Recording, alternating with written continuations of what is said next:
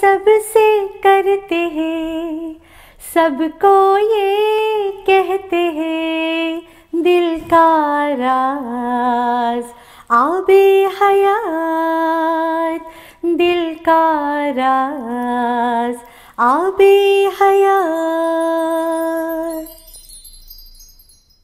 Assalamu alaikum wa rahmatullahi wa barakatuh. Welcome to Abe Hayaat.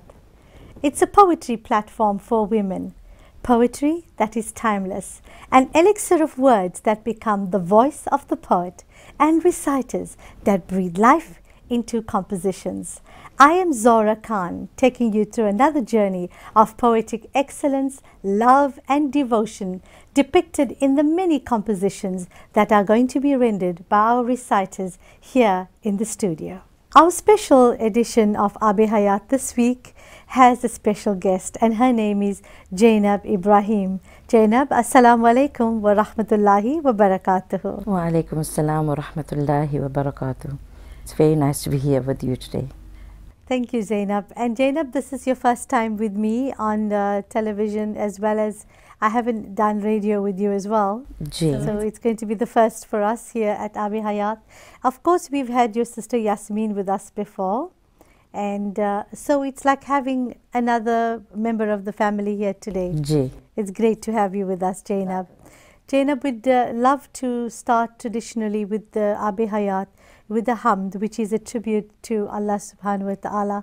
All things start from Him and all things begin with Him. So I'd love with you to share with our viewers a beautiful Hamd this morning. ए खुदा इसमें कुछ शक नहीं है, दोनों आलम का मुख्तार है तू, गम की मारो पे अपना करम कर, गम के मारो के गम ख्वार है तो, कमली वाले के सदके में मौला रोज महशर हमें बख्श देना, ये भी सच है गुनहगार है हम, ये भी सच है कि गफ्फार है तो, गम के मारो पे अपना करम कर, गम के मारो के गम ख्वार है तो,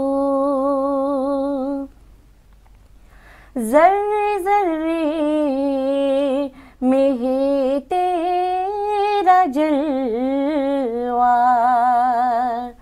तो झुकाओ कहा सर झुकाओ, गैर की बंदगी क्यों करूँ मैं, मेरी सजदा का हकदार है तो,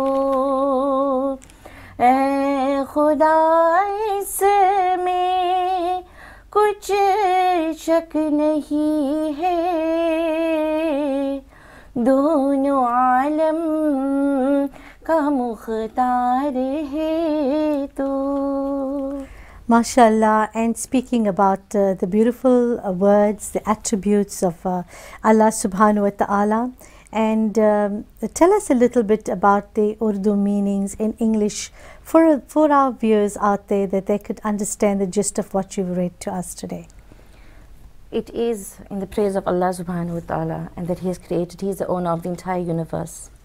And all that we do is because of Allah subhanahu wa ta'ala. All that we achieve in life is because of Allah subhanahu wa ta'ala.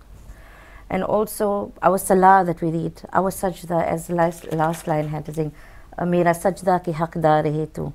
We make sajda for Allah subhanahu wa ta'ala. And for Him alone. And for Him alone. So it you know, I always say to our other reciters as well, part of the deen is also encapsulated in the praises of Allah subhanahu wa ta'ala. Like the prostration is due only to Allah subhanahu wa ta'ala. And it's part of our oneness, our tawheed, and our pledge to Allah subhanahu wa ta'ala that He is one and there is no other partner but Him. But we also acknowledge our Nabi sallallahu alayhi wasallam as the intercessor. And I heard those lines that you had there. And those lines are again Kamli wale ke sadke mein Maula. Yeah. On His, yes. And that He could be the only one that could intercede on our behalf. So a beautiful hamd, very well written. Do you know perhaps the poet of that, or is it a well-known? It's a well-known. It's a well-known, yes. Zainab, like all of our other lady reciters that have come in, you know, Abi Hayaat is a platform for women reciters, and we are so grateful to Deen TV to give us an opportunity to showcase the families and the girls and the ladies and the doyens that we've had on season 1. And Zainab, you also are part of this beautiful landscape where you've come from a family where your dad was an ustad. And you were brought up in this household where there was this beautiful love of the Urdu language. Tell us a little bit about your late dad. My dad was Haji Munshi Yunus, better known as Yunus Ustad in Durban. From a very little age, we always thought to read our salah and to be kind and loving, to respect elders. And my mum was our disciplinarian. Yes. My dad had a very soft spot for all of us. We are 8 children. I would think otherwise, him being an ustad. But he always had this very humble, he was a very, very humble person. Loving to everyone. Oh, mashallah. So, you know, also I spoke to one other reciter, and to us, even to myself, to speak in English to our elders is for us like taboo. I would still speak to my mom in Urdu. Has it been the same for you all as well, that when you speak to elders? Like my nani, she is late now, and with her we used to always speak Urdu. And we have like few other elders in our family. Also from my husband's side of the family, we have a lot of Qaris and Hafizul Qur'ans and his aunts, his puppies. So we do speak Urdu. And you know, Urdu does not have a word like you. You know, it has always the beautiful, respectful words that we could address our elders in. You know, it was aap kaise hai. You know, it's got that mitas in it, that sweetness in it. And this is one of the things that we love to promote, the languages, the different languages, and especially Urdu as a mother tongue that is fast dying in the community today. Zainab, tell us also, you have a sister, Yasmin, that also recites.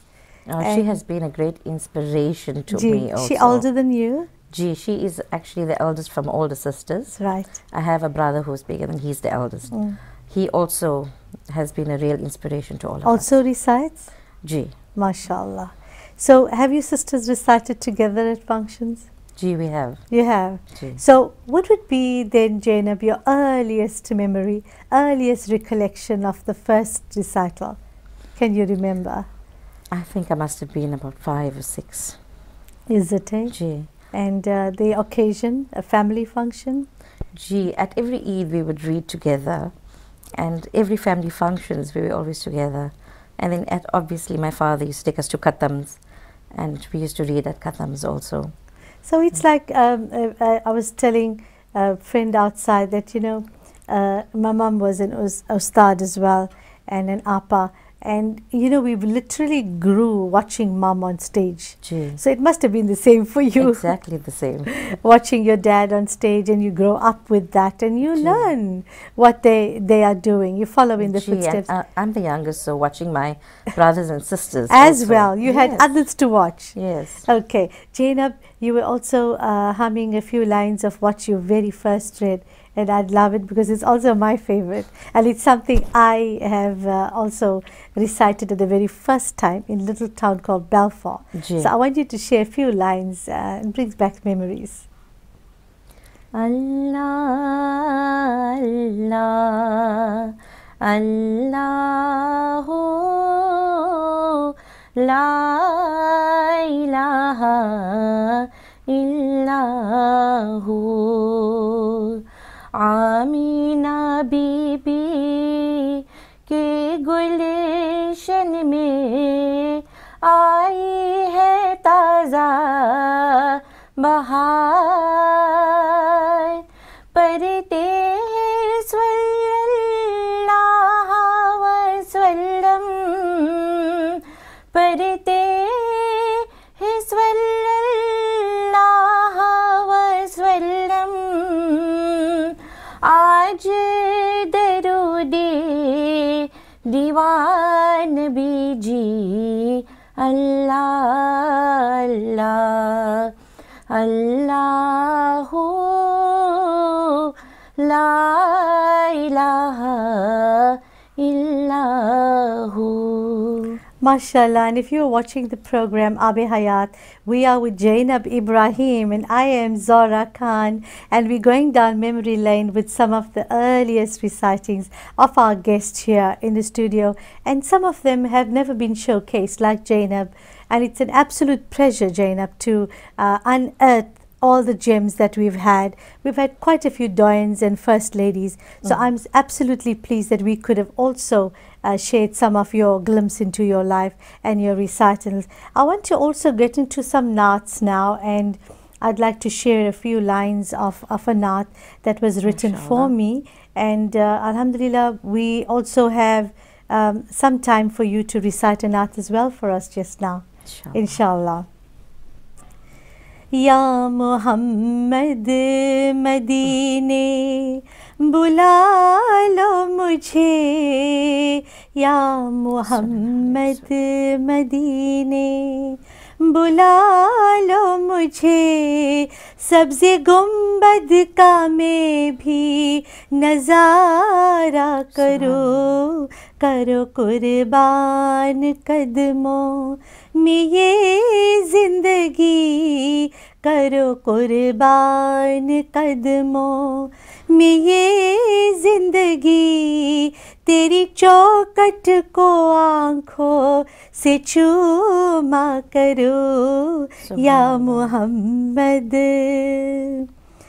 बहुत लाचार हूँ मजबूर में, तेरे दर से रहूं कैसे दूर में, मुस्तफ़ा या नबी ज़िंदगी है तू ही, ऐसा मुझ पे करम हो या मुस्तफ़ा, ऐसे मुझ पे करम हो या मुस्तफ़ा, या नबी तेरे दर की ग़ुलामी करो या Muhammad. And that was mashallah. It is also written by a young Pakistani gentleman. His name is Abid, and he heard me read outside the Woodhurst Masjid, and he sells pan, you know. And he came very ajizi and he said, you know, Zahra, you have such a sweet voice. Can I please write for you? I said, I have never read anybody's kalams except Janab Safi Siddiqi's. And he said, ek karam kar do mere upar, ek mera bhi paro. So I think this is the first time I'm reciting it on television, just to say shukran to Abid for writing that. And in his lyrics, if you hear him as a poet, his personality comes out, and he is writing as a beggar, as somebody who is downtrodden, and he says, you know what, please call me, and that's what, ek karam kar do, call me, and that's what's written in there. It's written with a plea, I would say, call me to Medina, let me come there, let me be a slave, let me just sit on your doorstep. And those are the very beautiful words that are written by somebody you can see who has not gone there yet, who has a plea to go there. And Zainab, I'm sure you also have a beautiful naat that you'd like to share with our viewers. Gee, it's one of the naats that I learned very first as I was growing up. We'd love to you too. Do you remember who's written the lyrics, or were they in those beautiful kitabs of the time? It was in the beautiful kitabs in Darbari Medina. That was a very old naat. Most of our naats actually that we used to read when we were small came out from there. And we don't actually get them now. It's not very too hard much to get them. Yeah. Therefore, I got them, and you've preserved them over the years. Yes. How old would you say it is? Very old, because my dad used to read them before. Is it? Before even we used to read them. And so I would say it's over 50 years. MashaAllah. So I'm so glad that you're going to share this with us, the lyrics over the years. And I did say with Abi Hayaat, our poetry is timeless. So let's listen to it. Agar kamli wale ki rahmat na hoti to kismat ke maro का क्या हाल होता रसूले खुदा का सहारा न मिलता तो हम बेसहारों का क्या हाल होता वो आका वो मौला वो दाता हमारे खुदाई के प्यारे खुदा के दुलारे मोहम्मद जो दुखियों के हामी ना होते तो उन बेकरारों का क्या हाल होता न ये फूल खिलते न कलियां महकती न गुलजार हंसते न गलियां महकती नबी के पसीने की खुशबू न मिलती तो दिलकश बहारों का क्या हाल होता. MashaAllah, beautiful, although old, but a very defined way of writing.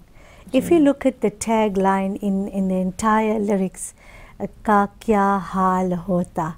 So he kept that right through.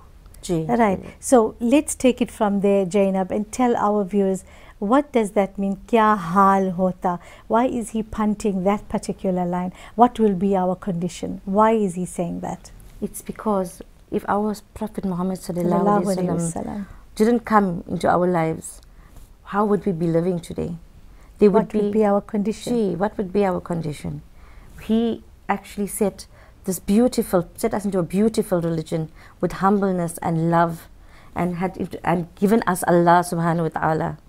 So as the poet says, our poet's name is Anwar. And ka kya hal hota? What condition would we be in today? If it were not for him. If it were not for our Prophet sallallahu alaihi wasallam. It was a time of Jahiliyat when our Prophet sallallahu alaihi wasallam came with the wahi. And then this is why the older poets, they write, they are forever grateful, forever indebted. But also our local poets, even Janab Safi Siddiqui wrote, if it was not for him, agar tum na hote. I've got one, agar tum na hote. And he's got kya hal hota. And there he is particularly repeating that in his stanza, saying, what would have been our conditions if we didn't have him? What would have been our condition if we didn't have his rahmah? If we didn't have his guidance, if we didn't have the Quran. So therefore I say our naats also are giving us guidance. They also hold our deen in place. It also gives history through the medium, which is such a rich heritage that we should never ever lose. Most definitely not.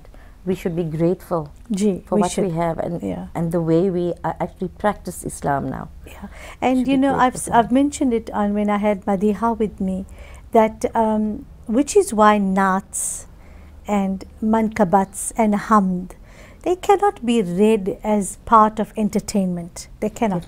People have to listen to them. There's a message in there. There's a bit of our Quranic messages. There's a bit of our deen in there. So it cannot be playing or people reading and others just doing whatever they are doing or socializing or eating. That's so true. You know, and I think, don't you think, Zainab, some of them don't realize that? They don't. They don't? It's the words that is so important. It's not about the voice or what a person sounds like when they're reading it. It's the message. It's the message. And when the person is reading it from their heart, it's the message that's actually passed on to others. We are supposed to benefit, even if I am sitting in the audience and listening. I will not talk to the person next to me because we're listening. We have come to a mehfil to benefit. We are listening to naats to benefit from it. And it is said that not only are the malaik there in their numbers, but it's also they say mehboob ki mehfil ko mehboob sajate aur aate hai wahi jinko sarkar bulate hai. So remember, you are also a part of a mehfil because you were destined to be there, called there. So the reciter gets sawab as well as the listener. This is what we are saying. So if a naat is being read, and our people should be you know, take cognizance of that we must pay attention to it or give it reverence, even if you don't understand it in its totality, because you are going to get sawab for that. Most definitely. I think these are some of the ethics that we should, you know, inculcate and pass on to our people in generations to follow.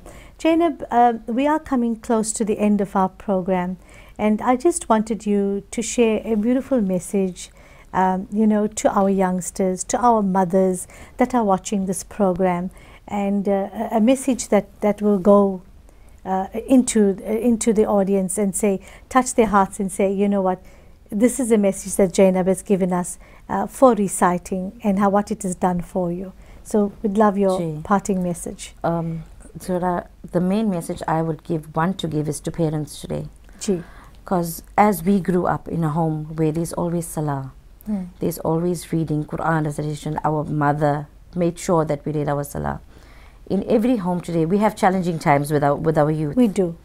And I feel that if we follow the sunnah of our Prophet ﷺ, and if the parents in their homes maintain this and maintain salah, then our children will not go astray.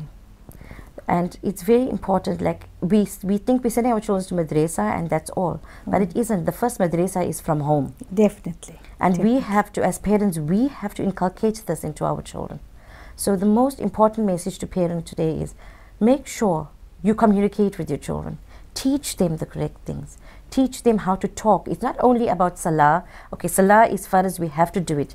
But also live the way our Prophet ﷺ lived. The humbleness, the respect that we have to give to our elders.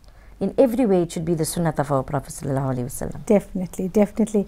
A beautiful inspirational message from Zainab Ibrahim, our guest here on Abi Hayaat.